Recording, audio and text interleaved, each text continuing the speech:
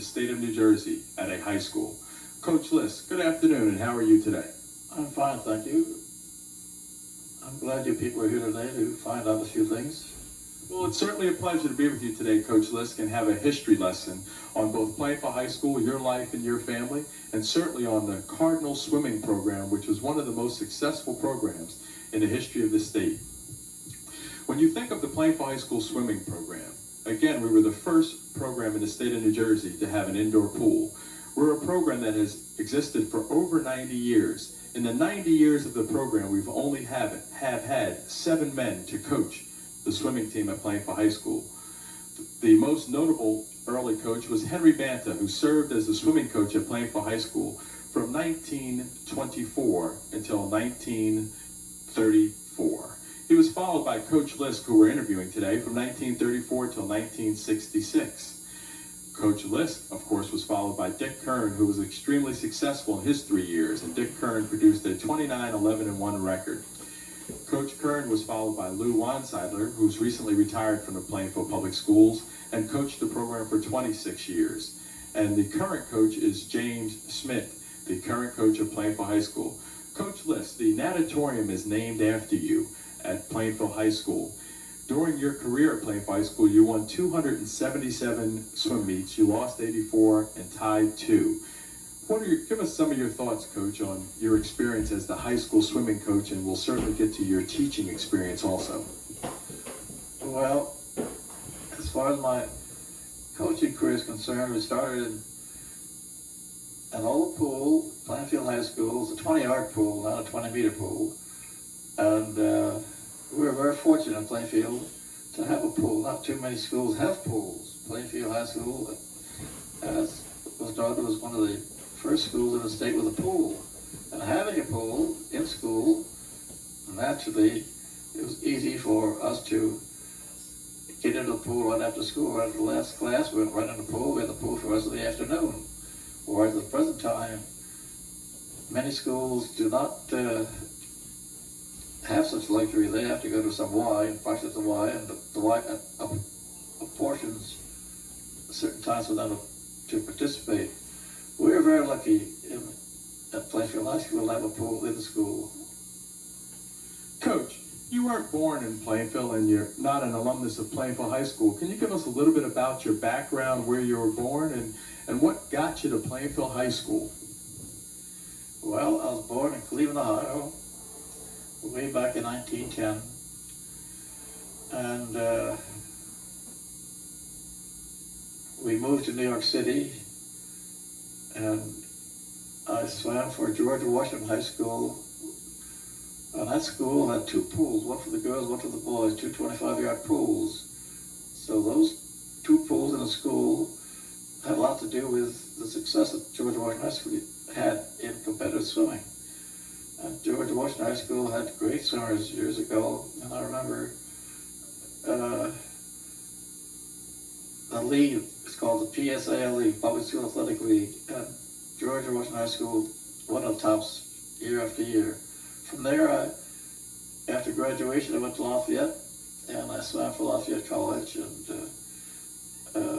we had a fair team, but I enjoyed the swimming from year to year.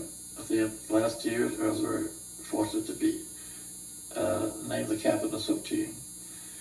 Then after I graduated, the first year I was doing substitute work in Newark schools, and in 1934, I happened to be in Plainfield, and F.W. Cook was the superintendent of schools at that time, and he told me that he needed a swimming coach. The swimming program wasn't up to the par that he wanted. And he said, I don't have any vacancy in high school, but I do have a vacancy in the elementary school. And I said, I'll take it. The elementary school I started in Plainfield was an Evergreen School. And at that time, by getting getting a job at Plainfield High School in 1934.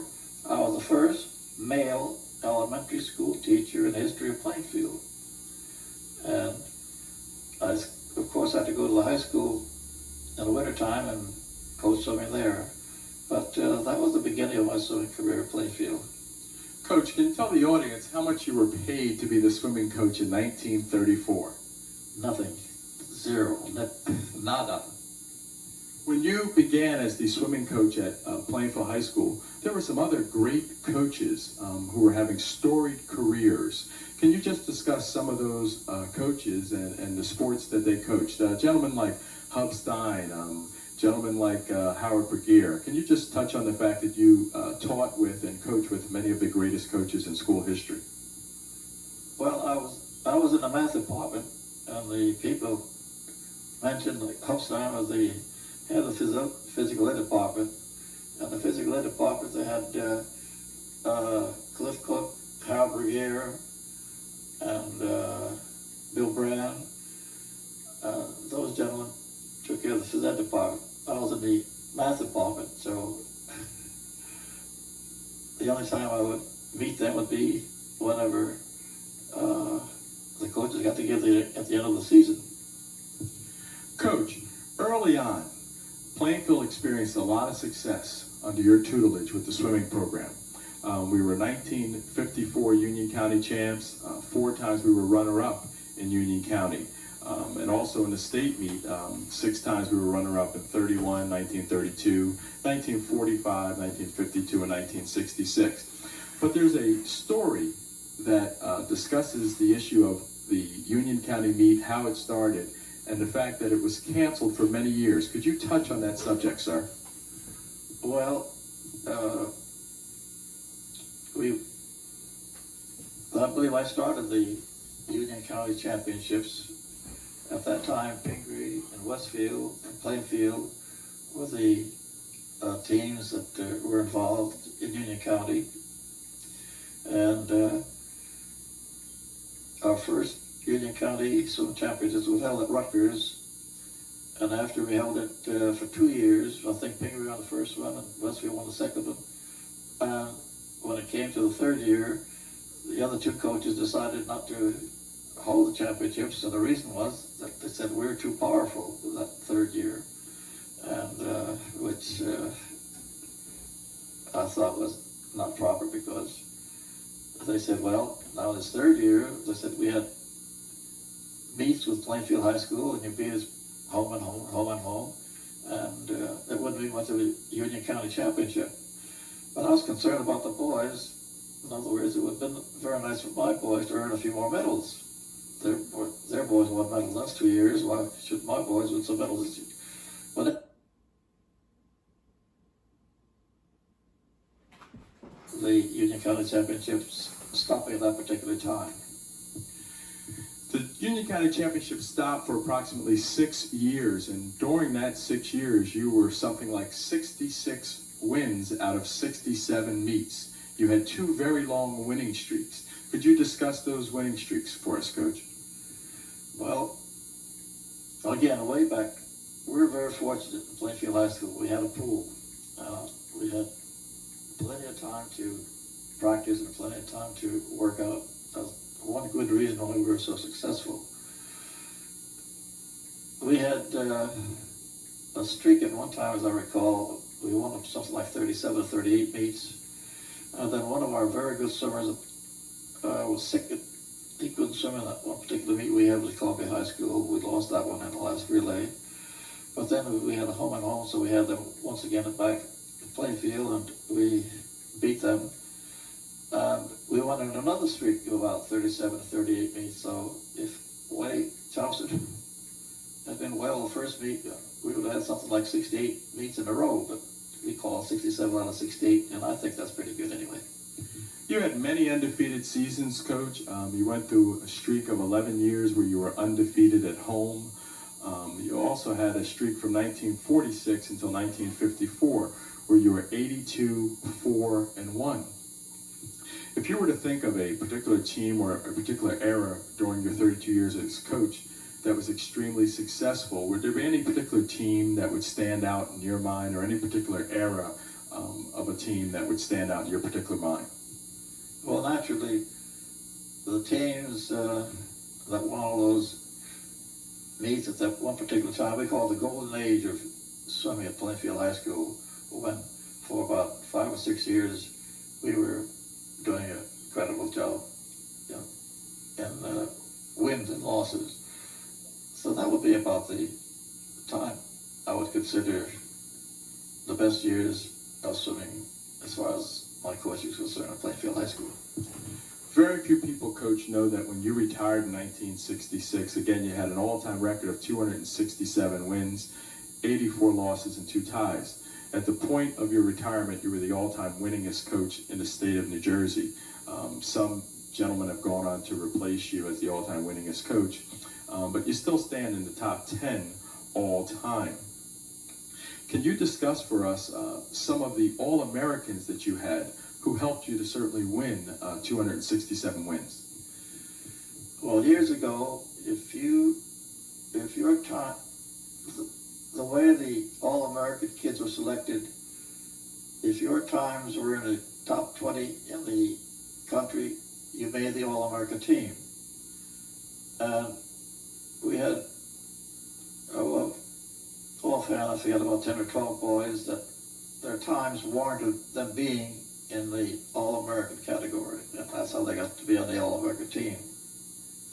Some of those All-Americans were people like Milt Campbell. Can you discuss Milt Campbell as an All-American and maybe the event that he was an All-American in? Milt was an exceptional athlete. I consider him the best athlete in New Jersey. Milt loved swimming. He came out for swimming. At first, I took a look at the lad, and here he is. Good, big, tall lad, big feet, big hands. And I said to myself, boy, if we could harness half that power, he'd be tremendous. But he himself loved to participate. He loved to swim. And okay, Milt Campbell. We also had Ted Bernstein, who in 1953 was on the medley relay team. Can you tell us a little bit about Ted, and also was on the 1952 relay team? Well, on the medley relay team at that time, there were three strokes: the backstroke, the breaststroke, and the freestyle. At the present time of this year, in these new years, we have 4 people they didn't have a butterfly years ago. But Teddy was one of the best backstrokers we ever had at Plainfield High School. Teddy was Bill Dreyer, who was one of the top breaststrokers in the state, and Milt Campbell, who was one of the top sprinters in the state. The 3 of them got together, and they made the All-America team with their very fast time. You also had John Boynton in 1960 on the individual medley team as an All-American. Well, John Boynton was a swimmer that could do any stroke, but we used to have a board. We called it John Boynton board because he set most of the records years ago at the old high school pool. There was also a Bill Dreyer. We talked about Fred Dreyer, but Bill Dreyer was an All-American also in the 100-yard breaststroke in 1953. Well, the Dreyer brothers, Marty Dreyer was a freestyler, Bill Dreyer was a breaststroker. Both of them were exceptional in their events. And being in medley teams and individual and their times in the golden days of Plainfield swimming, they made the All-American team. Are there any other swimmers? We talked about Ted Bernstein, of course. We talked about the great Dreyer brothers. We talked about Milt Campbell. How about Tony Borden? Tony Borden was a very good breaststroker, and he was in the medley team, and that medley team's time warranted being one of the 10, 20 best in the country, and that put him on the All-America team. While you coached the high school team, female athletes were not allowed to compete That was before Title IX, the landmark federal legislation in 1973, which made it mandatory for schools to provide athletic opportunities for high school athletes, female, and also collegiate athletes.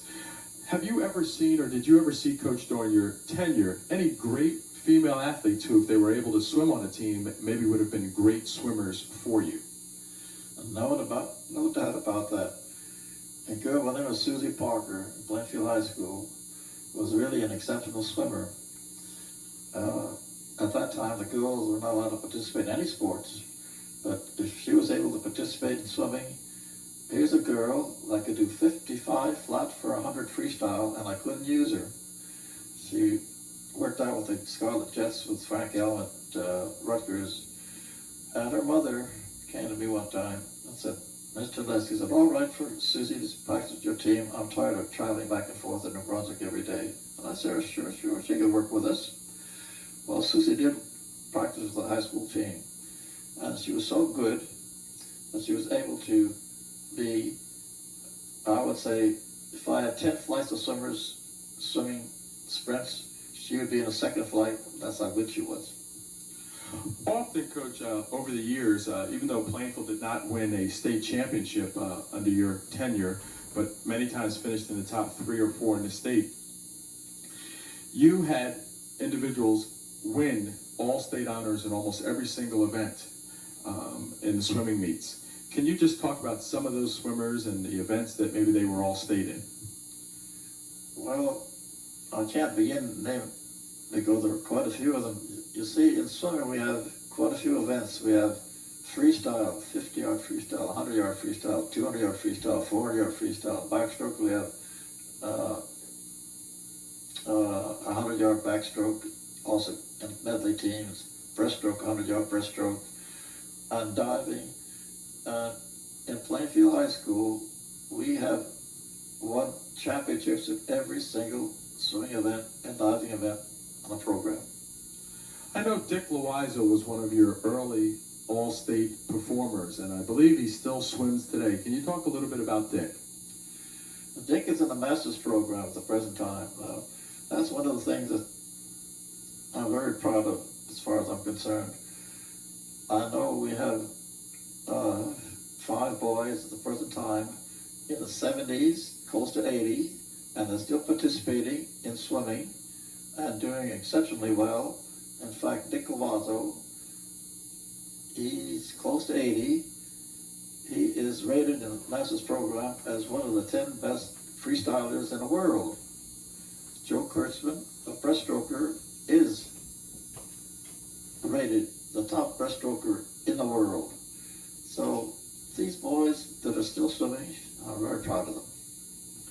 You are one of the few coaches in Plainfield High School history, and of course you were an administrator first and a coach second, to have a facility named after them. In 1975, the natatorium, the swimming pool for our viewers, was renamed the Vic List Natatorium. You've received many awards in your distinguished career. You are in the National Sports Hall of Fame. Can you just tell us a little bit about the night that you were inducted into the National Sports Hall of Fame and some of the individuals of national prominence who were inducted with you?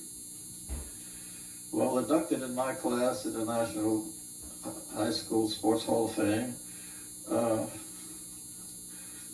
Jackie Robinson was one of those individuals? Not in my class. He was in a class after mine. But I mean, well, I'll tell you, some of the names are nationally known, like Jackie Robinson, like Jack Nicklaus, like Arnie Palmer, Chris Everett. She was in my class, and to be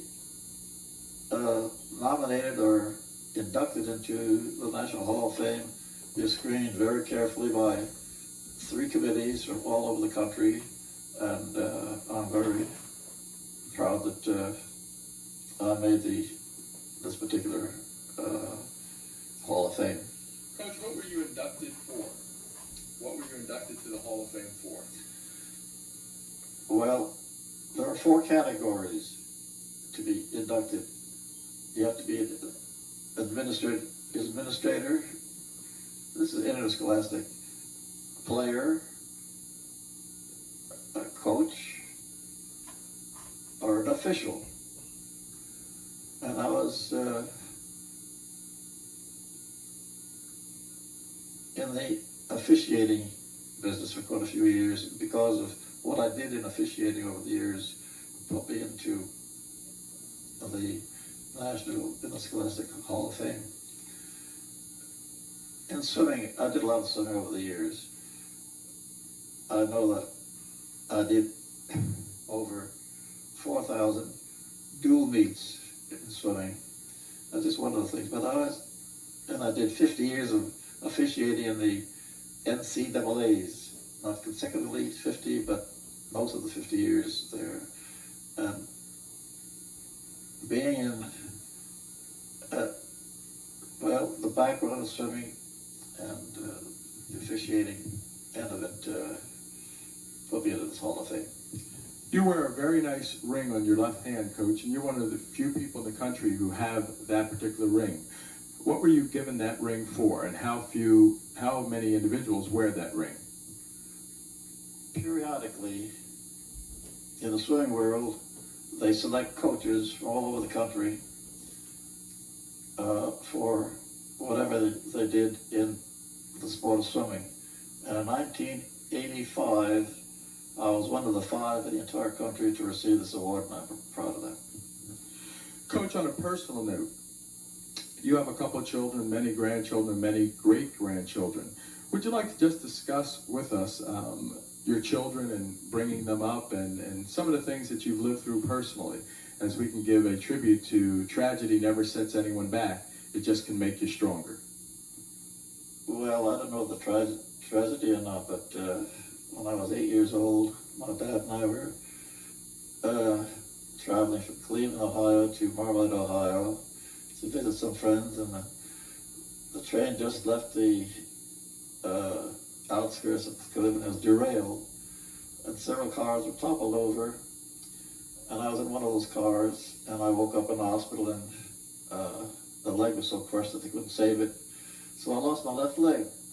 But I love sports, and over the years, I didn't let that bother me. I was able to do things that I wanted to do,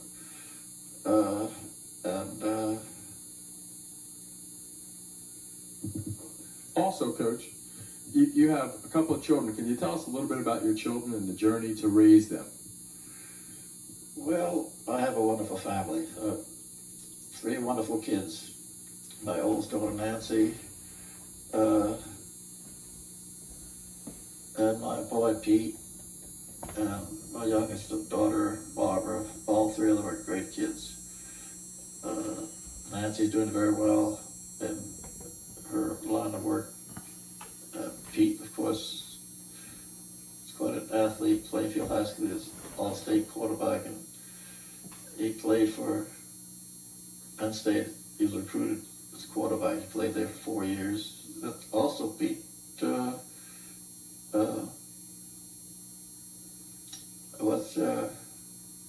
let me see if I can recall these things. After graduation from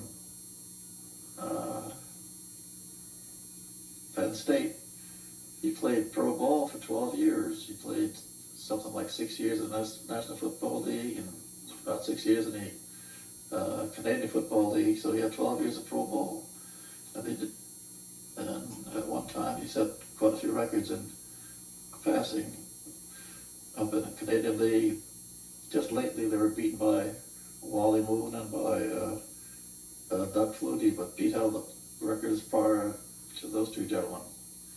And then I can't forget my daughter Barbie. She's quite a gal. She was a homecoming queen in college where she was at. So I'm proud of those 3 kids. I have 9 grandchildren, and they're all wonderful. I love them all. And 3 great-grandchildren, and we have a few more great-grandchildren on the way. Looking forward to that. Coach, Pete was one of the greatest players in Plainfield High School football history, and many of our viewers know that. But Pete also played some other sports while he was at Plainfield High School. Can you talk a little bit about the other sports that Pete played? And Pete is currently the athletic director at Toledo University. Well, Pete loved sports. Of course, whatever was the season, he liked that. During baseball season, he played baseball. He loved baseball. In fact, when I got to play baseball at Penn State, he played on a team that played in the Omaha World Series a couple of times, and he was on the team. But he loved, as I said, in season, he loved basketball. He's a pretty good basketball player, baseball player, and also in football, he was all-state quarterback, so he's had quite a career in football. He was also a pretty good swimmer. And he told me when he was at Penn State one time, he said, "Pop," he said, "I wish I'd gotten out the swimming instead of basketball when I was in high school." I said, "Now you tell me." Coach, while Pete was at the University of Penn State, he was able to meet one of the sitting presidents. He was also recruited in this home by Joe Paterno. Joe Paterno actually came to Plainfield to recruit Pete. Can you talk a little bit about the day that he recruited Pete and how that happened, and also his stop at the White House during his career? Well, Joe Paterno came over the house to recruit Pete for football. I mentioned that I was going over to New Brunswick. Pete was playing basketball. I think Plainfield High School was in some quarterfinals or some tournament. And Joe said, "Can I go with you?" I said, "Sure, come on along." So he had never seen Pete play basketball, never seen Pete play football. But he was sitting next to me and he's watching Pete on the floor and the way he moves and everything else. And he turned to me and says, "I'm going to ask Pete if he wants to come to Penn State." And I said, "Well, you ask him."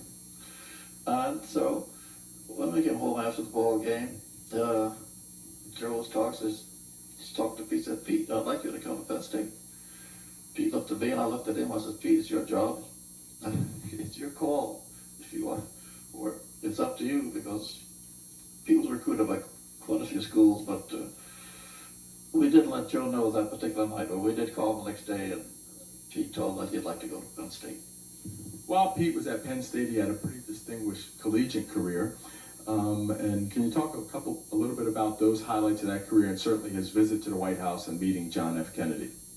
Well, one of the years, I guess, Pete was on the team that was good enough to be selected for the Gator Bowl.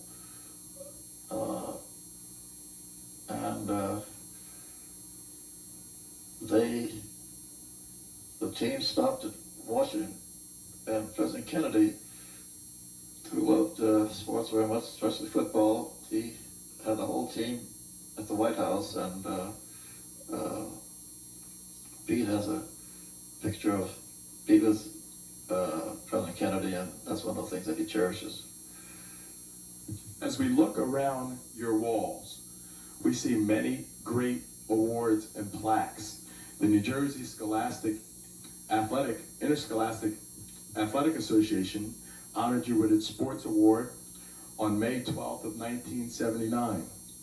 You have a key to the city of Plainfield. You have a plaque that you received from Principal Jeanette Williams on June 26, 1975 for your 41 years of dedicated service to the district. You certainly have your plaque from the Hall of Fame. Can you, as you look around the room that is filled with many mementos from a very distinguished career, can you touch on some of your memories from receiving those awards? Well, naturally, I'm very proud to get these awards. It certainly made me feel as though I suppose in a certain way I did something that someone appreciated, and they awarded me with their appreciation, and with that thing like that certainly gave me happy feelings. There's only one other person from the city of Plainfield who's also in the National Sports Hall of Fame with you. Can you tell us a little bit about that individual, and if you have had any dealings with that individual while you coached or taught at Plainfield High School? And that individual happens to be Milt Campbell. Milt has also been, well, he was, as I said before, he was quite a swimmer for Plainfield High School. And Milt did quite a job. But he was selected as a player to be inducted into the National High School Sports Hall of Fame. And he's the only one that I know in this area with me. And also, Milt and I have both been inducted into the New Jersey High School Sports Hall of Fame. And to have a swimmer of mine with me certainly makes me very proud to have a person like Milt on my side. Over the years, Coach, many of your former players, many are who now are in their late 60s, late 70s, and early 80s, they stay in contact with you. They've given you many testimonial dinners. Can you tell us a little bit about the closeness of yourself and your former players, and one of the plans you have for all your players on your next birthday? Well, these kids of mine have been very wonderful to me over the years.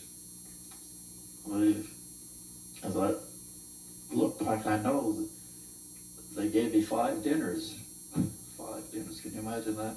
One time, some fellows came over the house and said, "Hey, Coach, I'm coming over and have a beer." So I said, "You guys know I don't drink." So they took me over to one of these restaurants over here and opened up the door, and there's these kids they came from all over the country, all the summers of mine. So that was the first dinner they gave me, and they gave me 4 more dinners after that. One time, the last dinner they gave me was on my 80th birthday. And I looked around the room, I looked at all of them, I says, "Enough is enough." I said, "The 90th is on me. And I'm planning on my 90th birthday to have a bash for all my swimmers to pay them back for all the nice things they did for me." So if you need any help, Coach, contacting those swimmers will certainly attempt to help you through the Plainfield High School Alumni Association. Are there any other reflections that you have that you'd like us to record on your journey and your travels through the city of Plainfield and during your great and abundant life? Well, that's a hard question. You need a mouthful to be able to give, let's say, a decent reflection. Over the years, all I know is I've been in Plainfield since 1934, and I've met some wonderful people in Plainfield. The reunions the classes have, their 5th reunion, all the way to the 55th reunion of John Amendment, and just to see those people again that we've had at school is one of the things I'm so happy that I did settle in Plainfield. Although she's a little camera shy today, your wife of 41 years, Jean, can you tell us a little bit about Jean and the fact that you collect clowns, Coach? I don't collect clowns, she collects clowns. She says I was the first clown she married. Well, we had a little bit of tragedy along the way. Nancy's mother, Pete's mother, had a mastectomy, and she lived 7 or 8 years after that. She passed away. After she passed away, I married a librarian in high school, Catherine Moraller, and Catherine Moraller, we had Barbie. So those 3 kids I had after I first, and unfortunately Catherine Moraller also had a mastectomy that she lived about a year after her operation. And so when she passed away, that was the lowest part of my life. Here I have 3 kids, one in in college, one in junior in high school, and a 4-year-old girl. At that time, I really was as low as a person could possibly be. My daughter, college, wanted to quit college. She had one way. I said, no, nothing doing. I'll manage somehow or other. Well, it so happened to be that there were some very nice people, good friends. They took Pete and put him up to Newark Military Academy, and they took care of him up there. While he was getting 3 meals a day and everything else. And Nancy is last year in college at Trenton State, and little Barbie I had before, a 4-year-old. The lady across the street used to take care of Barbie while I was in school during the day. But for 4 years, I kept Barbie dressed and breakfast and what have you. So that was for 1 whole year. Barbie and I were really close. Then, well, what happened is something that I told my kids that all I had in my bank account was $2,000. That's all I had. All the money went through the expenses for all the medication over the years. Well, Nancy and Pete, for some reason or other, those two got an idea about those $2,000. I didn't know anything about it. Well, what they did, I never had a car. They bought an old car. And one day, there was a car in front of the house at Thornton Avenue. And Nancy, and Pete said, Pop, there's your car. I said, I don't need a car. I said, no, I don't have anything in the bank, nothing, not a cent. I said, never mind. Pete looked at me and says, I'll get a scholarship to college fund. Don't worry about me, don't worry about me. Okay, I said, if something happens, you don't get a scholarship, Pete, you're going to go to service or do something. I'll worry about that. Well, the 2 kids bought me this car. And that car brought me good luck. Because my second wife's best friend was Gene Rhodes. So I began to go out with Gene Rhodes in that car. And after a while, she decided, okay, to marry me. And I said, you are crazy. I said, you're marrying a one-legged guy with 3 kids. Here she is, a single girl. But I've been married to this single girl now for 41 years. And she was the glue that put the whole family together. And she's the light of my life. Coach, you've lived in this house for 41 years. And as we research around town and we research the country for former Plainfield staff, Plainfield High School staff, teachers, coaches, and administrators, and certainly alumnus, you're a guy who decided to stay in Plainfield. What are some of the reasons, or what is the main reason that you stayed in Plainfield, Coach? Well, I stayed in Plainfield for, first of all, I was a teacher in Plainfield, and I got quite a few people in Plainfield. I worked for the Plainfield Recreation Commission for 46 years at high school field and a baseball league, all high school boys, and I enjoyed that association very much. And that was a summer job that I had. So 46 years with the Plainfield Recreation Commission was a plus in my life. And then, of course, my wife was involved with her Congregational Church, and so she had her friends in Plainfield, and she was a Plainfield bred girl. So she was a Plainfield bred, and I became Plainfield bred, and that's why we stayed in Plainfield. Coach, we've talked about the importance of family today, and throughout this interview you continue to bring in family, and it's certainly one of the most important things today in America. Can you please introduce us to your lovely wife, and maybe she has a couple words for us. Okay, this is my lovely wife, the light of my life, Jean. Say anything you want to hear. I'll just say it's been a great ride. Coach, what was Jean's? Well, Jean's maiden name was Jean Rhodes. She worked for the public service, and she's been a native in Plainfield all her life, born here in Plainfield, went to high school here, and worked at Plainfield, and now she's a housewife and enjoying it, I hope. Class of 32. Oh, class of 32. Class of 32. It's certainly been a pleasure to spend an afternoon tonight with Jean and Victor Lisk. And we hope that we can continue to reach out for all the alumnus and graduates of Plainfield High School, and certainly the former staff, teachers, and administrators. I'm Martin Cox for Cardinal TV. Today's video was produced by Brian Cox of BC Productions, and we were assisted by Timmy Cox, a graduate of Plainfield High School, and Tristan Cox, who will eventually be a graduate of Plainfield High School. So for now, we're signing off from Cardinal TV.